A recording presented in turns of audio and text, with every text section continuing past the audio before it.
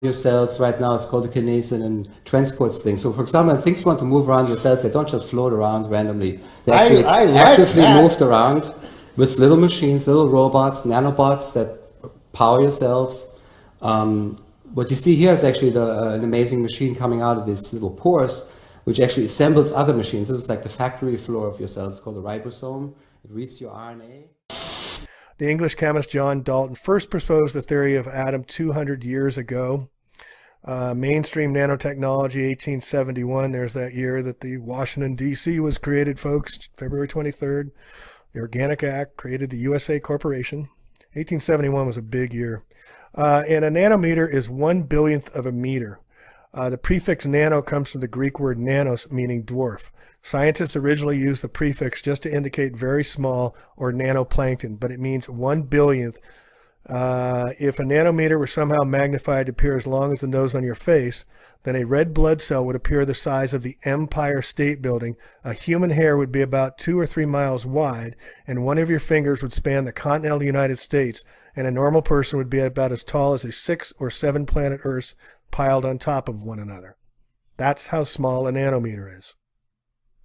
So here in mid-1970s, Kim Eric Drexler, specializing in theories of space travel and space colonization, if that existed, he soon realized that the biological machinery already responsible for the full diversity of life on Earth could be adapted to build non-living, synthetic products upon command.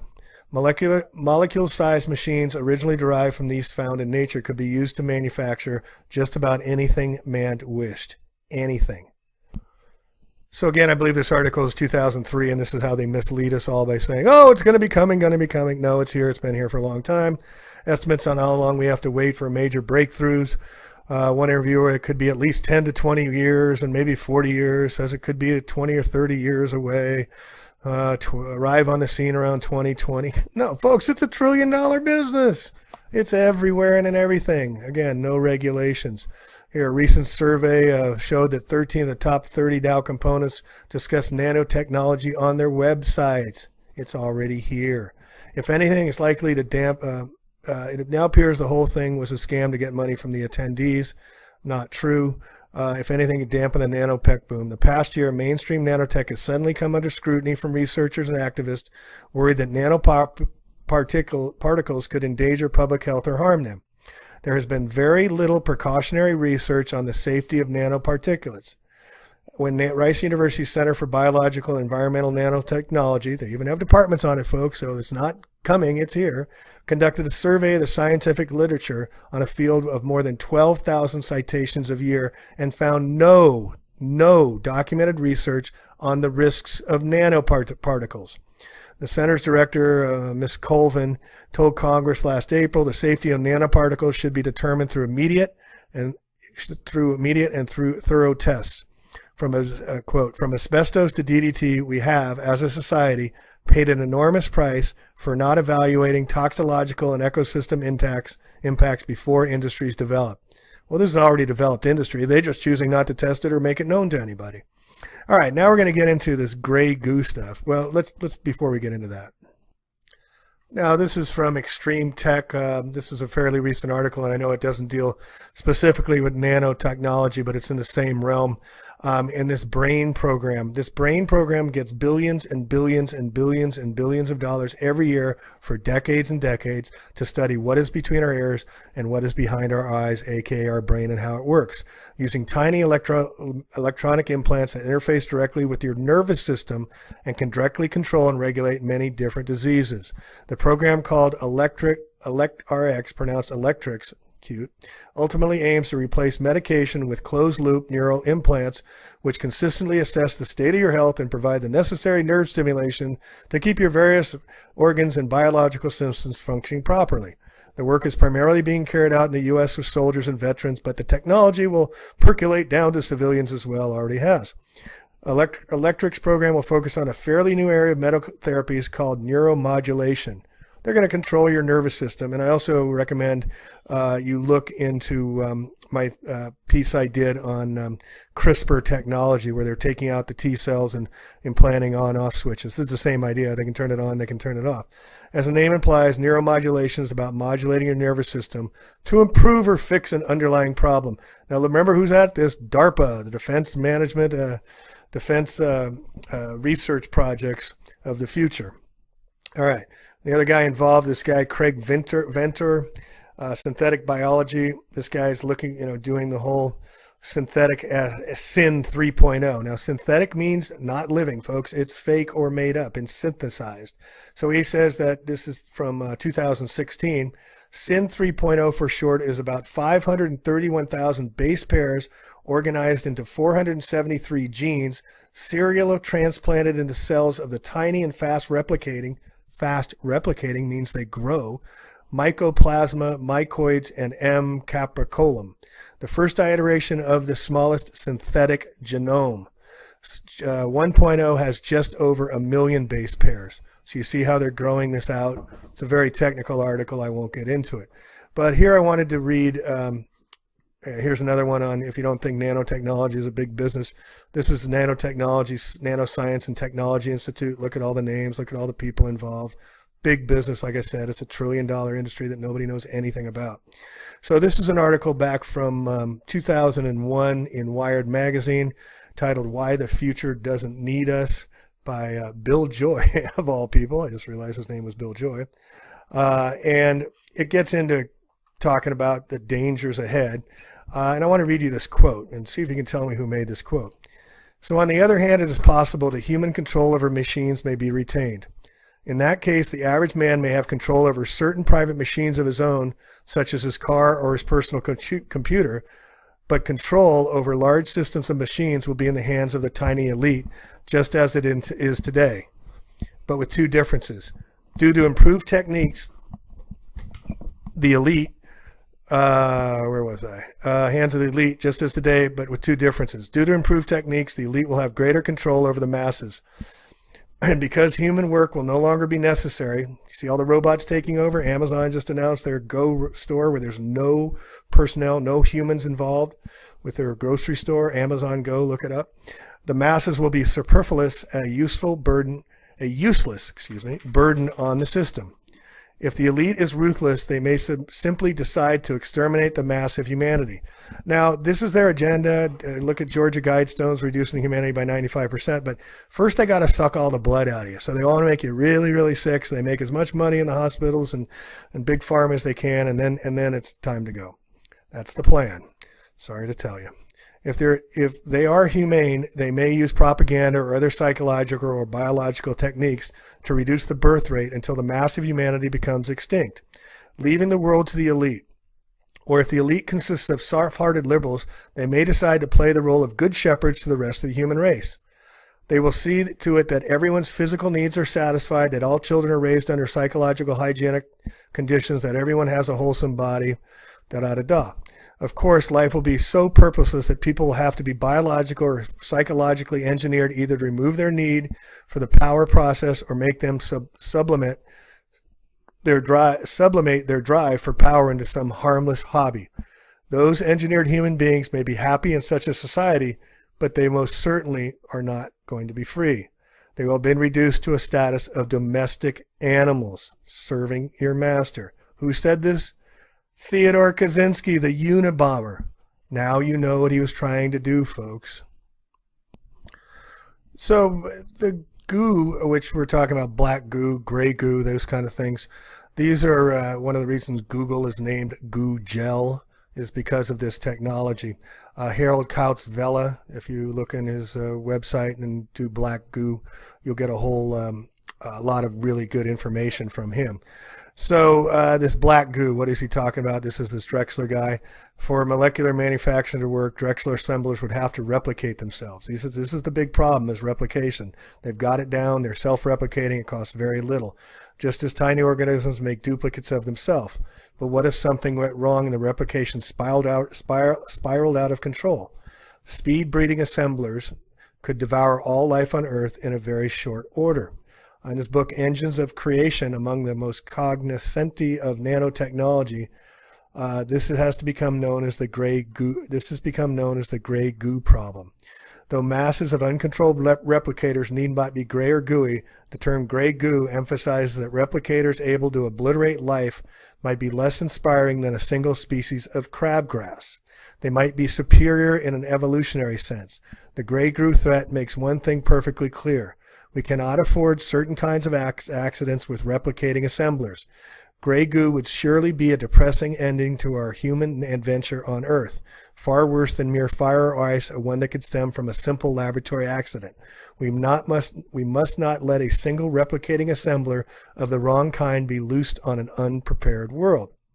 So after Bill Joyce screed in the Gray Goo Frenzy, Robert Freitas, Nanomedicine, wrote in the first serious analysis, he titled it Some Limits to Global Ecophagy. Ecophagy is basically the end of ecosystems, Earth.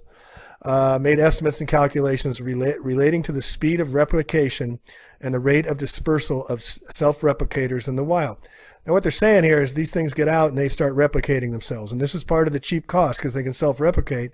So it makes the cost nothing.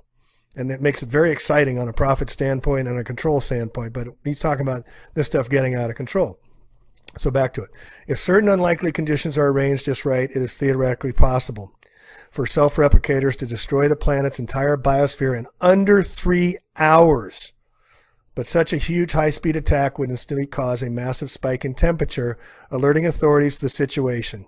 Right, for them to respond. Conversely, it is theoretically possible for biosphere-eating self-replicators to create an almost undetectably small increase in temperature, but then it would take them 20 months to complete their task, leaving plenty of room to observe the destruction and organize a defense.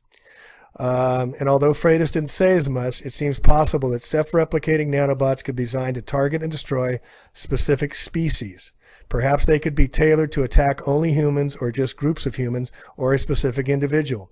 Nanoweapons could be smarter than conventional biological weapons with a more precise lethality and a potential to cause disease unlike any seen before.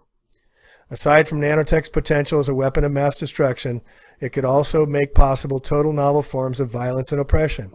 It could be used to make mind control systems. It is used in mind control, as we showed in this data asylum. Invisible and mobile eavesdropping devices, and unimaginably horrific tools of torture. Yes, it's true that defense applications of nanotechnology would develop alongside offensive ones, but it hardly mitigates the potential for enormities and catastrophes. To save the world. It's not the world in trouble, folks, it's us. Joy that says we must relinquish our pursuit of nanotechnology. That's not happening. Drexler in '86 co-founded the Foresight Institute to help form and prepare society for anticipated advanced technologies. I guess it didn't work because nobody knows about it. So far, no nanotech businesses have adapted the Foresight guidelines. Why would they?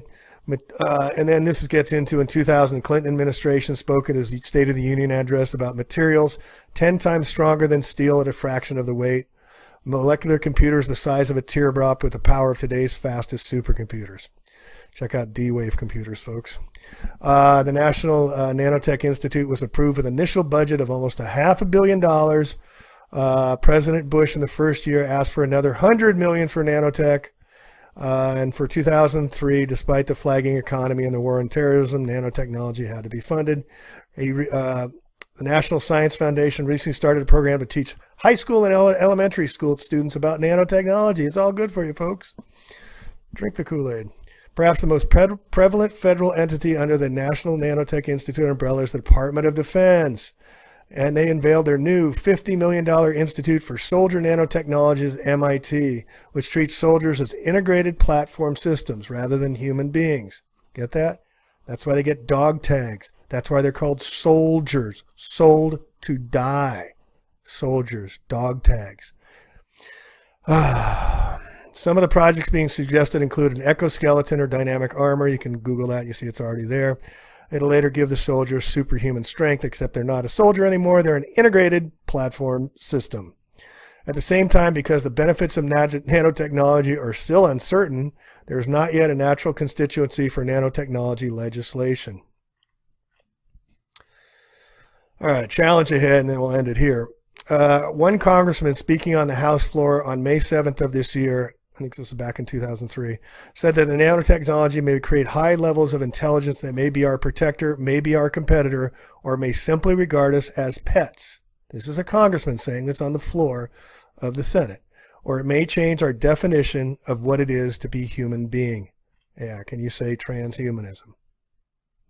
All right, so in wrapping this up, please visit this website, Data Asylum, and get knowledgeable about nanotechnology and its headquarters of nanotechnology capital, like the creation of supposedly nuclear radiation out of Livermore Labs, is based in Berkeley, is the hub of nanotechnology. But again, it's $1 trillion business, over 40 billion in food industry alone. We're uptaking this stuff every single day. And I highly encourage you to go to Data Asylum's website. It's a very excellent site here with all the different, and he does have a thing on the cure that you can garnish and glean from here. All right, so that's a plain truth out. Sorry for all the darkness, but we need to bring this stuff to light. Once we bring things to light, it no longer is in the dark. So people, flick your Bics, flick them large, and get into the dark corners so they cannot hide this stuff anymore from us, all right? So tying chemtrails, nanotechnology, control of human population, Georgia Guidestones, it's all in here, folks. Anyway, plain truth out. Love one another. Thanks. While people wait for redemption to be delivered to them via an outside source, the destructive machine of modern civilization continues to grind slowly forward towards its inevitable conclusion. Obviously, it is extremely important for mankind to truly grasp the depths of the problems we are facing and to the peril that our collective failure to deal with things has placed us in. And this peril includes not only the human race, but the entire Earth and all life upon it. So what you're telling me, every one of us should be in fear of this because every one of us at some point will be targeted? The technology's advanced that far. That's part of the whole world domination strategy. Control of the population, from subconsciously to consciously. You're not still working for it? No. You're unequivocally looking me right in the eye right now, and you're telling me you have no more to do with this, and that you're out to expose it? That's correct, sir. With your background and what you know, can you give us a hint on what we ought to do? No. No. Is it too late? I actually believe it's too late. Who are the controllers? I mean, is that our president? The Federal Reserve? No. So these are people within our government at a certain level making these decisions, and they're not necessarily our president or our elected officials. That's exactly right. And now we've got a motive. Controlling dissenters, controlling the world, controlling you and me. Sweet.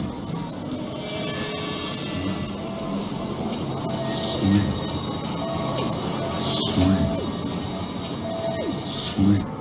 Elites, those who can afford to carry out practices such as chemtrails, generally don't eat processed or genetically altered food, and it is extremely unlikely that they are subject to the same rigorous vaccination regime as the general public.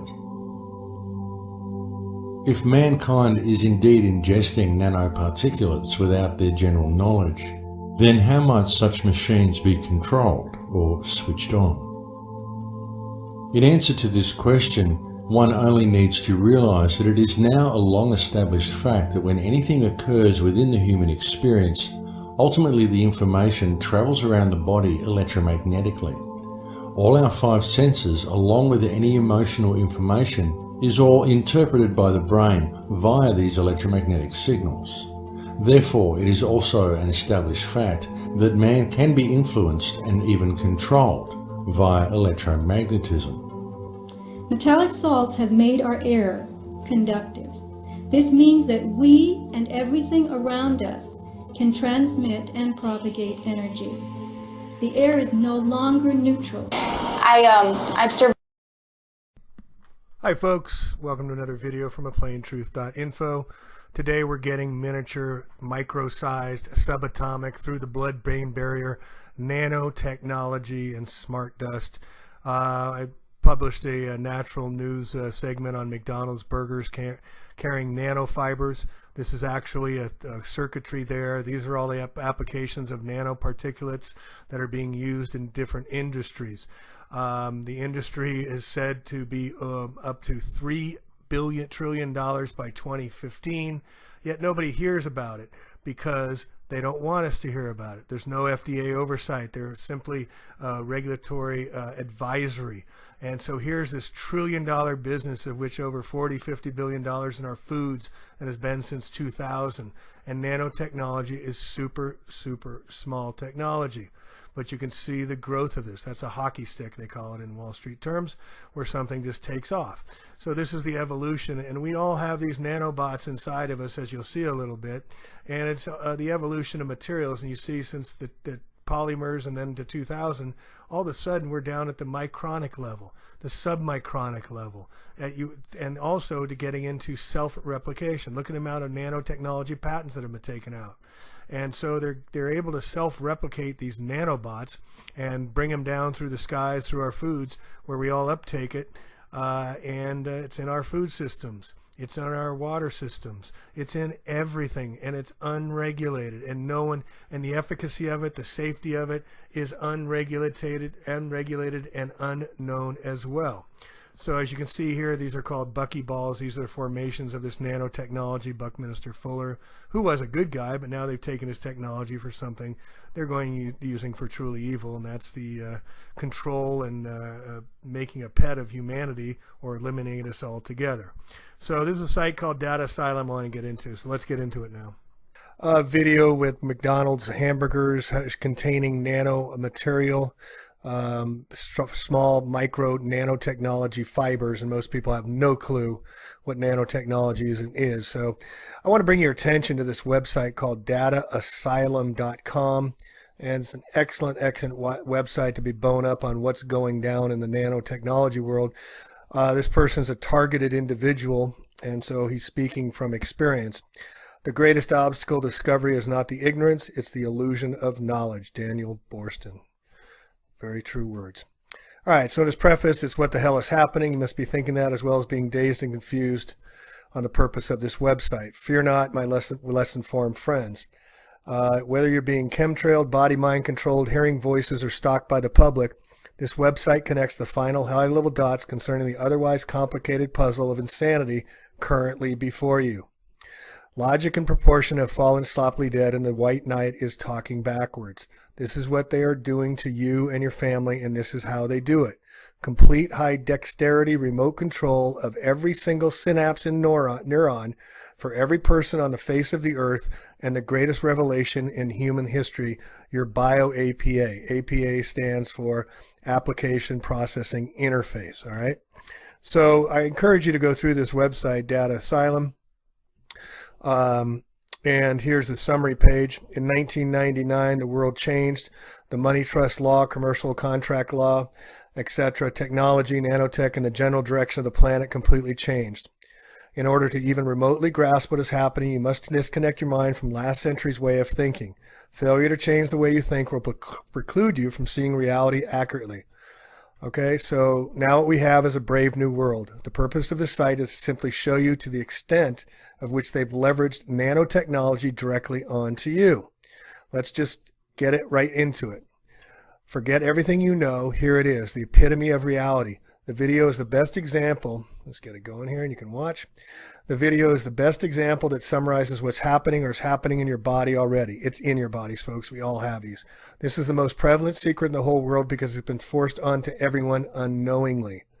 And you can watch this nanotechnology, artificial synthetic biology, they're calling it.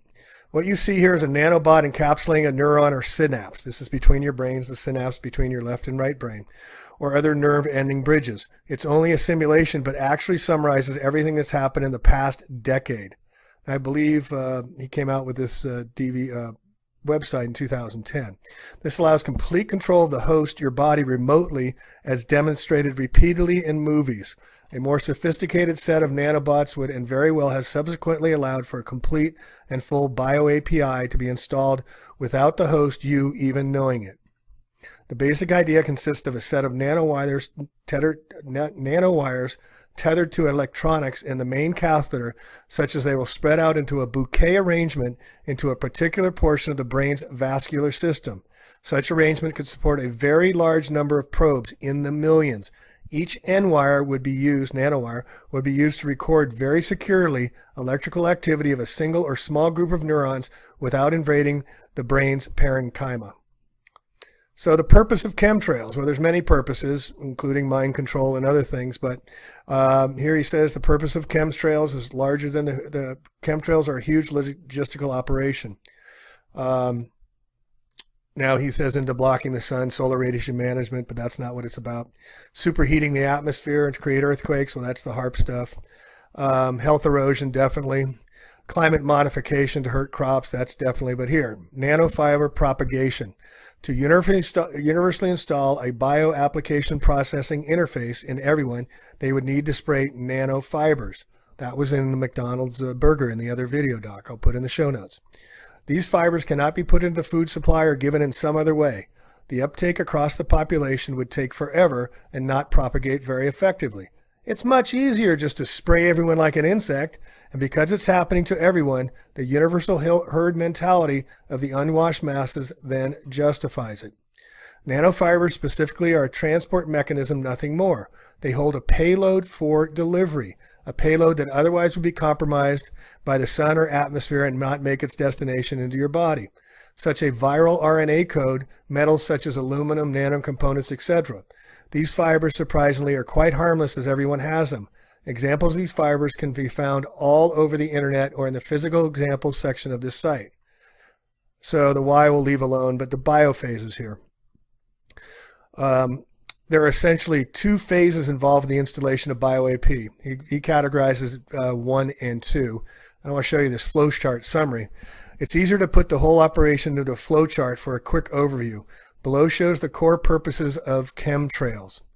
And so you see a targeted individual is someone who being wirelessly attacked from computers and these machines. And there's a lot of Google targeted individual if you want to get into it or watch my 3-hour video on it. Chemtrails, nanofibers, and then the BioAP that goes into our bodies. And we have phase 2, phase X, and these are all monitored. This is why the supercomputers in Salt Lake City and others collecting mass amounts of data at us. The program, more information, and then the judgment. Do we want them to live, die, get sick, whatever? All right. And so what is the summary is the biophases, and these biophases could be triggered. Let me get into this other part. And I encourage you to go through this whole website because it's just excellent, and you'll be amazed how much you didn't know about everything.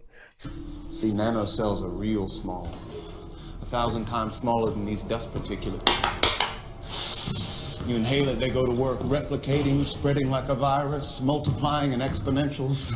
6 months' time, I could have 100 million people converted, ditch diggers, porn stars, and presidents. Not one would be the wiser. 100 million people will buy what I want them to buy and do pretty much damn well anything I figure they ought to do. The BioAP is extremely powerful and provides complete control of every man, woman, and child on the planet. I understand it's difficult to accept. I'm simply telling you the way it is. And here you can see the communication between the different synapses in this model here. The following table attempts to outline what is possible with BioAP depending on what phase you have. The primary difference between phase 1 and phase 2 is phase 1 targets your mind, hearing, and basic sight only, where phase 2 encompasses your entire body. Both phases also provide the ability to have your memory suspended or manipulated, allowing for very interesting events to occur. Can you say zombie? So I won't get into it here. I'll leave it in the notes here. You can look through the different processes, direct speech. They can get into your consciousness. They can get into your dreams. They can overlap pain. They can create nightmares that you'll never get out of. They can have people talking in your heads. They can take over your voice. And even they have cameras that go into your eyes, folks. That's biophase 2. It's all detailed in here. And then the other part I want to get into, here this person does at dataasylum.com, some excellent research. You know, we all know about predictive programming, how they love to put it in the movies. 9/11 was predicted in the movies, many, many movies way before in comic strips and whatnot. But here he locates the movies and you can see for yourself. And there's some great info in here about all the different movies that have targeted individuals that have a nanotechnology, all predictive programming type of things. And then if you go over to this site here, or this link, this next link, the gang stalking myth. Here's some nanotechnology and create the bio API. Here's an interesting one. Once someone receives a phase 2 bio implant is installed, phase 2 is triggered by something a person did, such as eating cheap red meat, using specific drugs, kissing someone, or using specific corporate prostitutes, that kind of thing. Seems like they have a morality into that. So one suspect, they're trying to account for biblical principles typical of deadly sins. This is why some people are targeted and not others. During the installation of phase 2, there are temporary side effects. You can see at the bottom here.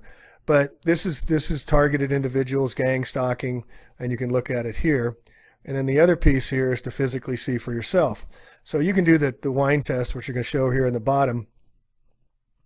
But again, to summarize, they spray the entire planet with nanofibers that you breathe.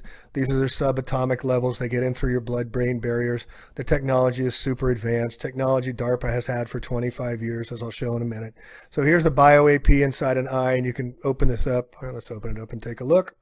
And you can see for yourself, literally see for yourself, there's the implant. Do all of us have it by now? No one knows. Like I said, this was a while ago. So no one knows if this is still inside of us or not. So, and then you can go down here and see that he's taken some pictures of showing the fibers inside, and these are the payloads that are inside. And these are inside us all. You can do the wine test. I'll put it in here. Basically, you take some grape juice or some wine, you gargle it in your mouth, spit it out into a white bowl, and then add some alcohol and watch the stuff dance, and you can see the fibers. They're all in us, folks. It's not what you look at that matters. It's what you see. Henry David Thoreau. And here's an example of the wine test. I've done this myself. I've done this with friends. We all have it in us, and here's what comes out of you. Yes, and you can say it's gross, but that doesn't mean it's not there. Now, these nanoparticulate matters are all inside of us. We also have the aluminum inside us, and they're used for control and for mass planetary control, and this is what they're getting into. So let's take a look at the nanotechnology business itself. It's $1 trillion industry, over $40 billion in food alone. And Kraft Foods has been putting nanotechnology in foods and packaging since 2000. There's no requirement by any regulatory agencies, and the FDA has taken only an advisory role. So this is from the New Atlantis Journal of Technology and Society from summer 2003. I don't think he did. He said they spent half a year and $10 billion to optimize the cluster topology. You need to think about cluster topologies. If you want to have these RNA or DNA clusters carry intelligence, carry soul, carry an artificial life form, then it makes sense. And if you picture this, we are infected with this RNA, and the RNA is forming a cluster of 1 millimeter distances around us. And a cluster like this is able to carry a computer program or an artificial, non-physical structure or being. This structure can hoover through the field, but it also can hoover into us. And this structure knows how to access the light production, and it knows how to access the production of poisons. And it also carries intelligence in itself and has the ability to make decisions. This is something that is just implied by the fact that he said we needed to optimize cluster topology. It's a little bit far out, it's a little bit speculation within this, but it gives me a kind of triggering moment when I listen to the word smart dust. Yeah? I get the feeling that this somehow is related to this capability of these optimized cluster topology to carry intelligence and to make its own decisions. The microbots are controlled with this neurotransmitter.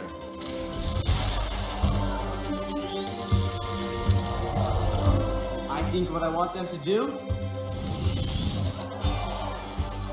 they do it. The applications for this tech are limitless. Construction. What used to take teams of people working by hand for months or years can now be accomplished by one person. And that's just the beginning. Different fibers, assembling, disassembling the cells. What is this is this a molecular machine that walks around